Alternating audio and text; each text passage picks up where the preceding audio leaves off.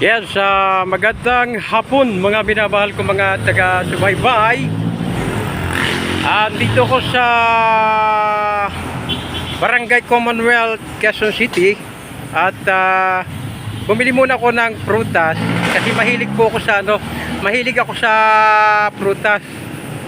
At ito yung binili ko, mansanas. Ito yung mansanas.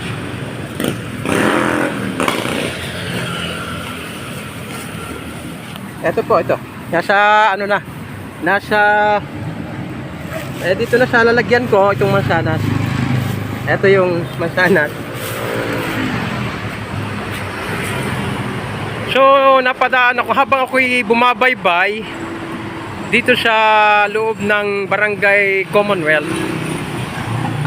May nakakita sa akin na sulong-sulong ko yung kariton na isa rin siya mga followers ko, at ang sabi niya, gusto mo ba ng panggatong? Yung kahoy ba, panggatong? Sabi ko ba? At ito nga, binigyan ako ng mga kahoy na panggatong. At ito yung mga kahoy na yan na ibinigay sa akin. Ayan o. So, aabutin na ito ng mga 2 buwan na panggatong. Aabutin na ito. So, ang hirap kasi ngayon ng panahon.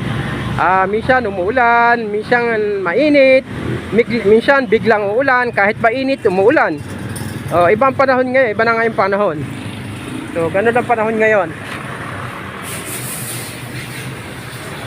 So, back to house na ako. Babalik na ako sa bahay. Hindi pa nga ako kumain ng tanghalian. So, dala ko yung in-order ko kaninang tanghali. Iniwan ko na yung pambayad doon sa sa karinderya, at dadaanan ko na lang yung ulam na binili ko kanina. Ito't na nakuha ko na yung ulam na binili ko kanina, at papunta na ako sa bahay ngayon, back to house na. Yan, at maraming salamat. Thank you for watching. Mabuhay po mga minamahal kong mga taga-subaybay. Please like and share po mga minamahal ko.